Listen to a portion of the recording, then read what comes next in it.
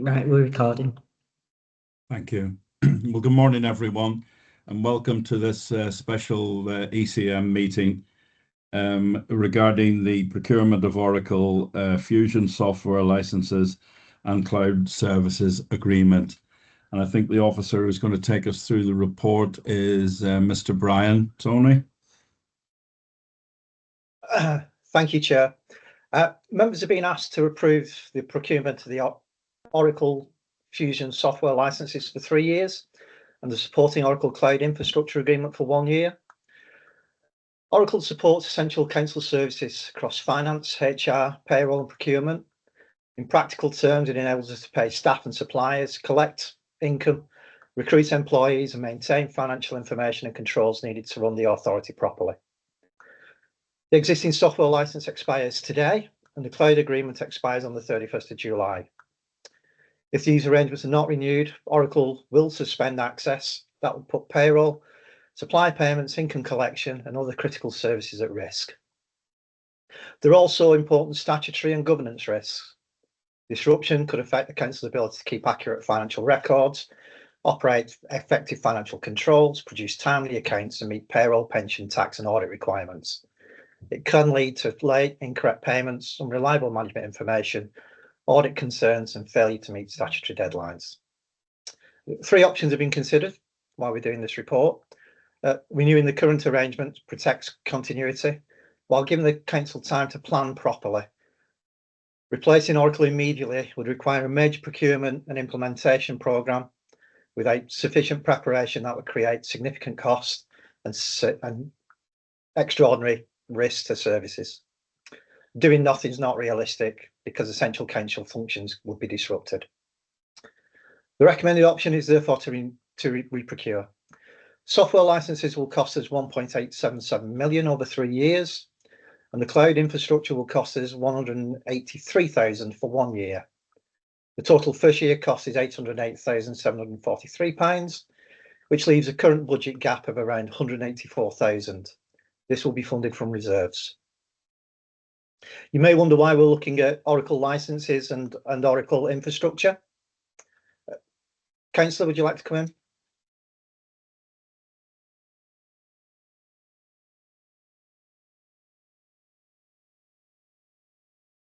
He's muted. Yeah. I'm back on. Sorry, Sue, I'll bring you in a minute. I've got a question, but I'd like the officer to finish the presentation, please, and then I'll bring you in. Okay, thanks, Chair. So it's just going back to, we've got 2 different bits. We've got Oracle Cloud Infrastructure and Oracle Cloud licenses. You need to think of them as like a building. We're renting space in a building. That's the Oracle Cloud Infrastructure. And that will give us security, heating, lighting, and access to that building.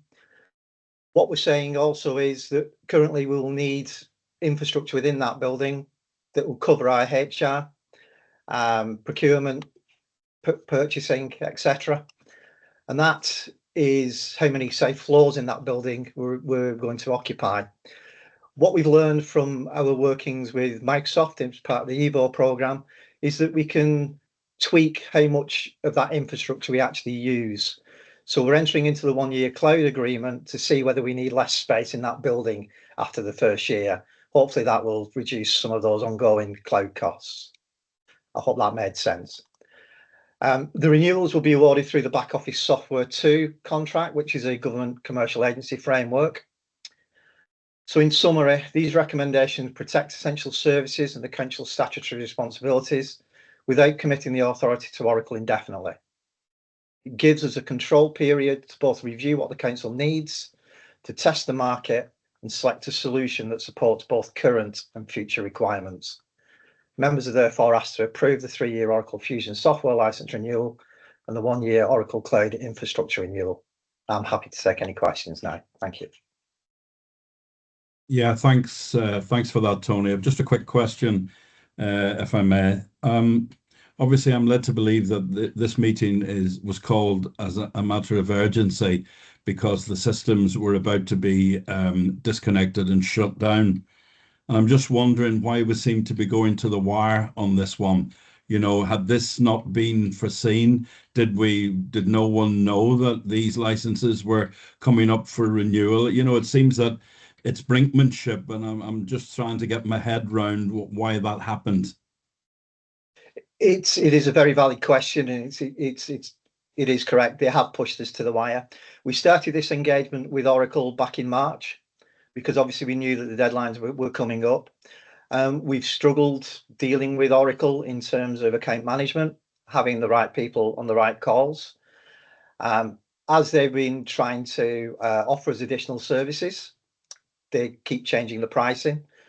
And it's only been really very recently we've managed to confirm what the pricing would be. So there has been brinkmanship, not certainly by anybody within the authorities, by Oracle themselves, which obviously, gives us some concern regarding them being a long-term strategic partner with us. Hence, the 3-year agreement should give us that time to actually understand their requirements and work out who is the best fit for us longer term. Thanks, Tony. So I'll bring in Sue, and then Maureen, and then David. Sue?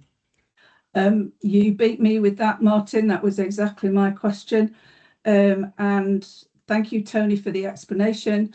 And yes, I would be equally disturbed working with a partner that takes us to the wire like that. So, yeah, if it takes you 3 years to get a new company in to do this, then I understand that it's very complex. But I think that's what we should maybe be looking at. So thank you for that, Tony. Maureen? Thank you. Very similar question. So that bit about the time's been answered. The fact that we knew that it was coming to an end, right? We knew that it would be need to be renewed or a new provider found. We would have known surely that there was going to be a budget for that needed. I just don't understand why there was nothing put in the budget for that, and we're now facing with taking some money out of reserves as well.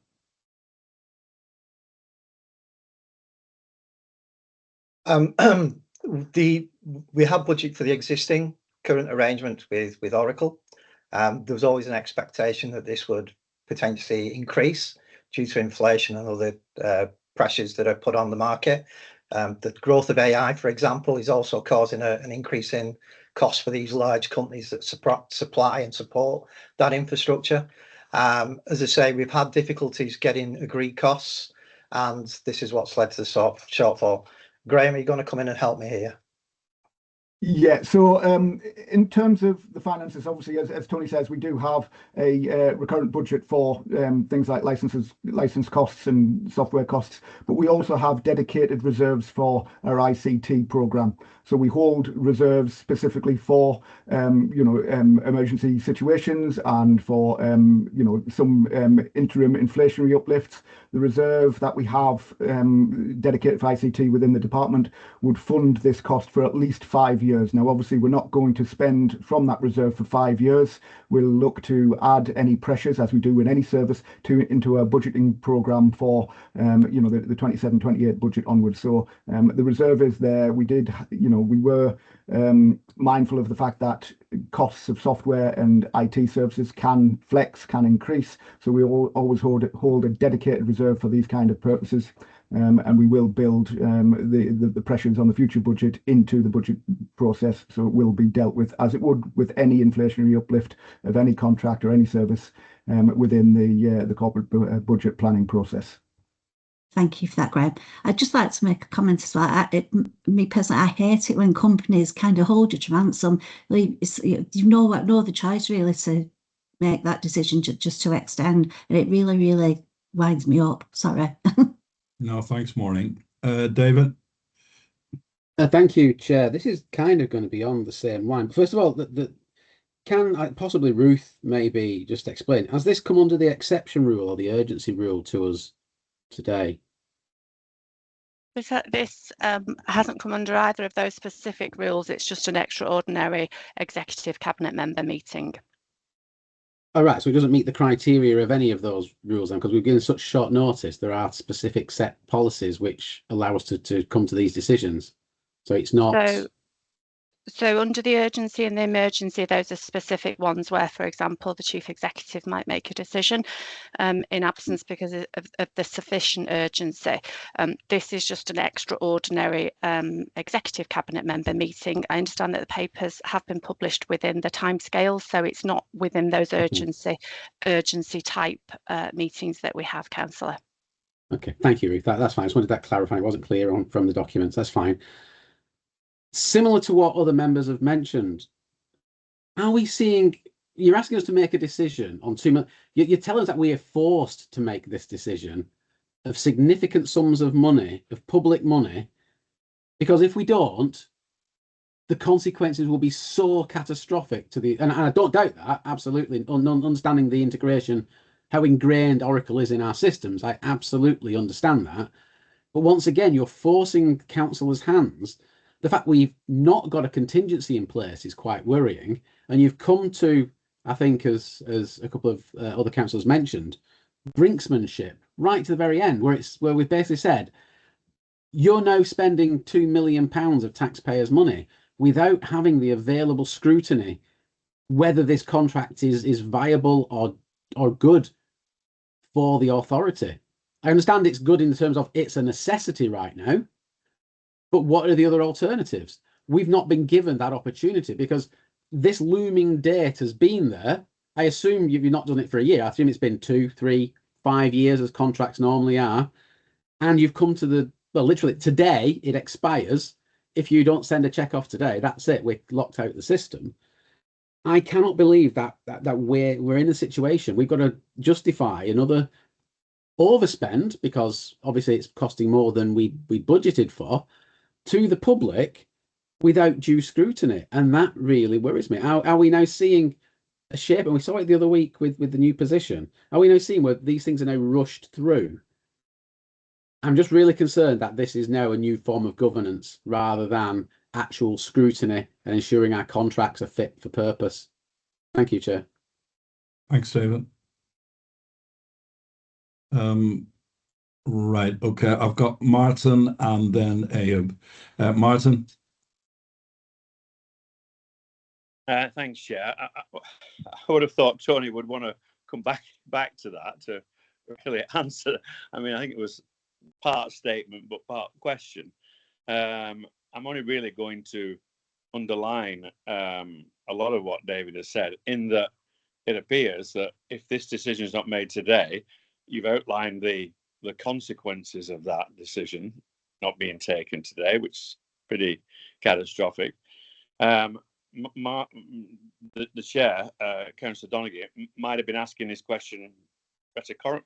He may well have known the answer to the question he was asking, but if he didn't, it appears that the exec member wasn't informed of this situation. Certainly, if I was in his places, I would want Oracle in and find out their side of the story. You know, were they simply not cooperating? Well, why wouldn't they cooperate? It's a big contract. We say we started the negotiations in March. Well, was that not long enough time? Do we need to start them in September? Look, it's got to be signed. It's got to be done, and Martin's got to do his job and sign this off because the consequences are significant. But I think it does raise a lot of questions, and certainly, if I was in Councillor Doneghy's shoes, I would want Oracle in and hear their side of the story. Is it true they weren't cooperating? Why were they not cooperating? Why did they leave it to the last minute? It's endangered a lot of our systems. Was the things that we should be doing that we weren't doing? Were we late getting back with some information? I would want to know all that, because we've left a vital component of the council to the very, very last day. And, it appears extremely unsatisfactory to me. Councillor Doneghy's got to make that decision so they fully understand the situation he's in.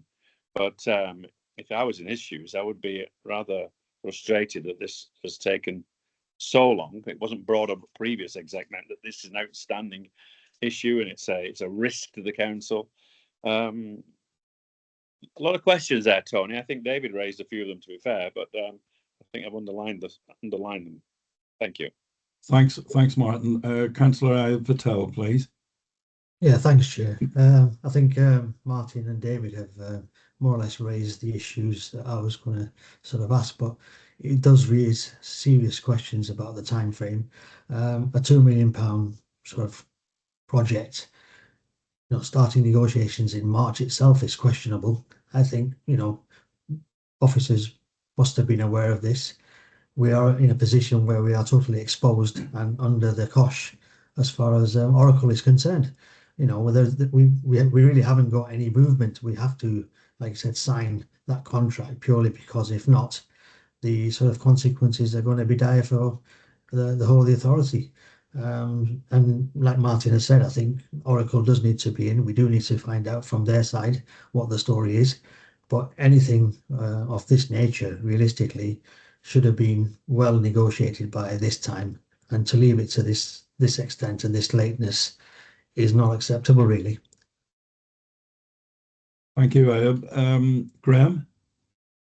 Thank you, Chair. Sorry, I just wanted to clarify a couple of points. So, obviously, there are two elements here. There's the urgency of the decision that's been asked to be made, and there is the actual decision itself that's been asked to be made. And by that, I mean the contract extension with Oracle. Now, realistically, to change a system of this size for an organisation of this size, you were talking about a 2 to 3 year programme. So we were in a position where, in reality, we were always going to need to extend the Oracle contract to allow us the time to review our needs. And obviously, as an organisation, our needs change as legislation changes, as the priorities of the council change, as new technology becomes available.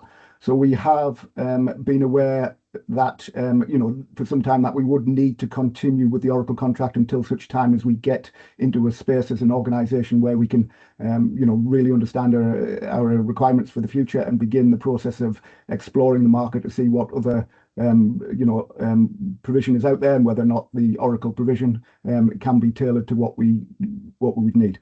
Alongside that, we are currently with an organisation, Oracle, that is not focused on local authorities. So their packages are not aimed at local authorities. They're not customised for local authorities. They're, from an Oracle point of view, a multi-billion-dollar American-based business. Bolton Council is a rather small fish in a very large sea. So we're certainly not one of Oracle organisation's priorities. I suspect that had we been a priority for the Oracle Corporation, they would have been in contact with us, chasing us for contract renewals. That certainly did not happen.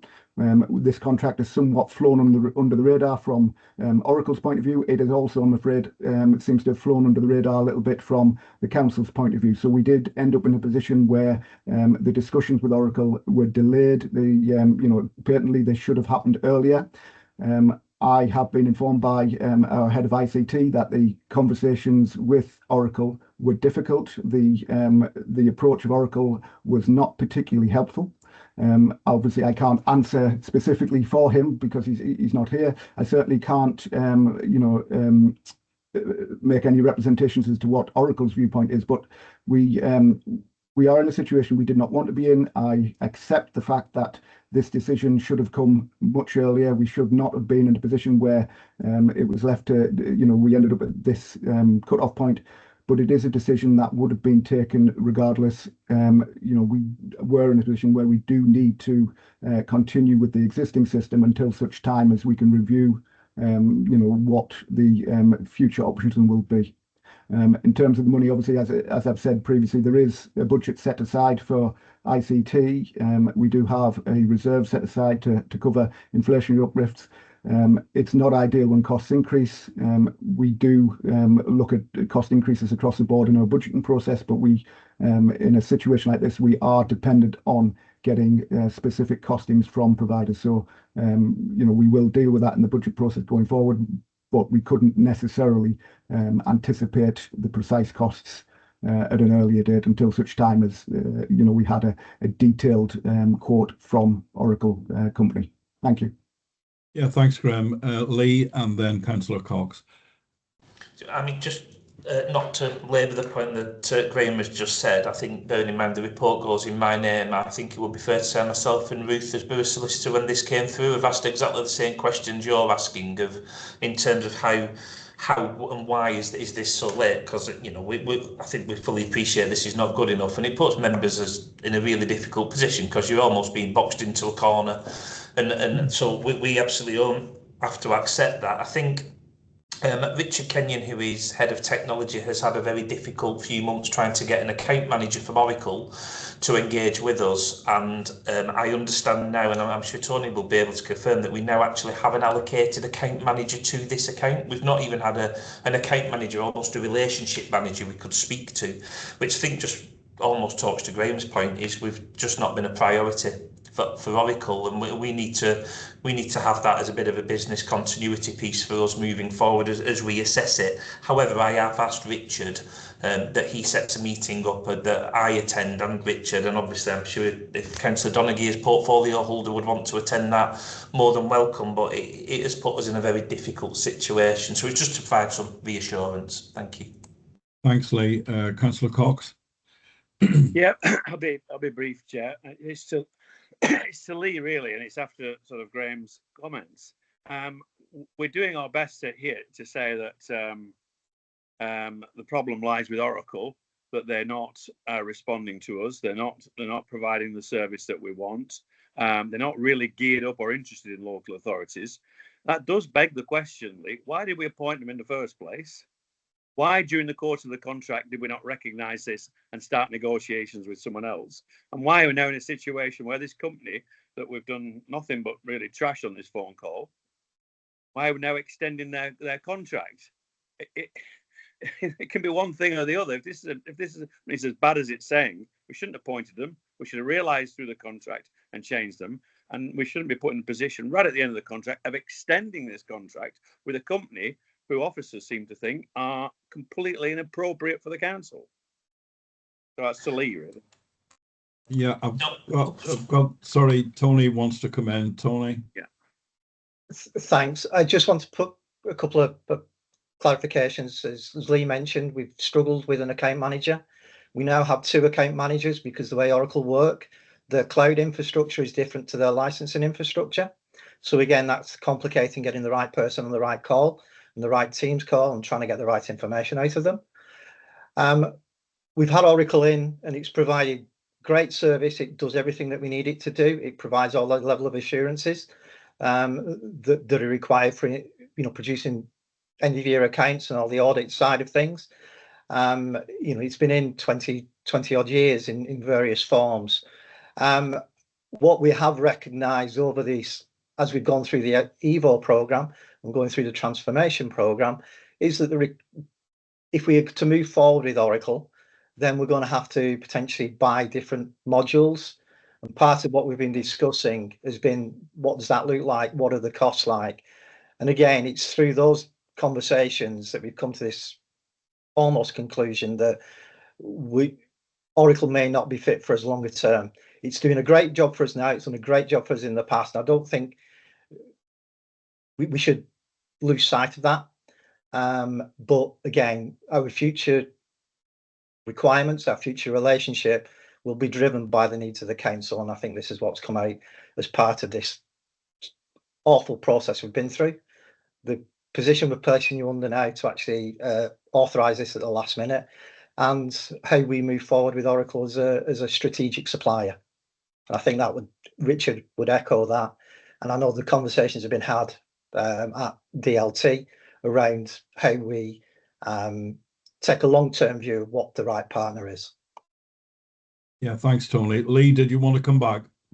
I did, but Tony's just said the vast majority of what I was going to say, to be honest. I think what I would say from a officer perspective, and for someone who has teams that work within Oracle worked really well for us for a number of years. The most recent upgrades have proved really problematic. And as we move into a more flexible and dynamic local government system, unfortunately, we're a bit hamstrung with a system that isn't quite as agile as we need. And I think that's where we need to get to. But the key point is what Graham said, is we've had Oracle for 20 years. It underpins absolutely everything we do. You are looking at probably good 2 or 3 years to go out, market test, build a system, run systems concurrently. Last time we did it, when we brought Oracle in 20 years ago, I think there was probably a team of about 30 people that built and worked on the system. It is a huge undertaking from the council and not something you can enter in lightly, but this gives us the opportunity to do that work now, and obviously, consider all options. Oracle being one, that we build on those extra modules that Tony said and understand what that is, or completely step away and have a look at something else. So it does give us that time frame and window to do it now. Thanks, Lee. Members, any further comments or questions? I think, though, the officers should realise, based on what colleagues have said, is that we somewhat feel they've got us over a barrel, and there's nothing much we can do at this stage. But if Oracle have treated us like this, it's a shoddy way to do business. And albeit we might be a small client, but surely customer service and customer care comes into it. And whether you're large or small, I would have thought that the attention and the support that would be available from a company such as this would be the same for anyone. That would be written into their very essence, but apparently not. Okay, if there's no further comments or questions, I approve the recommendations as set out in the preamble to this report. Thank you all very much this morning for coming along to this special meeting, and please enjoy the rest of your day. Thank you. Thanks, everyone.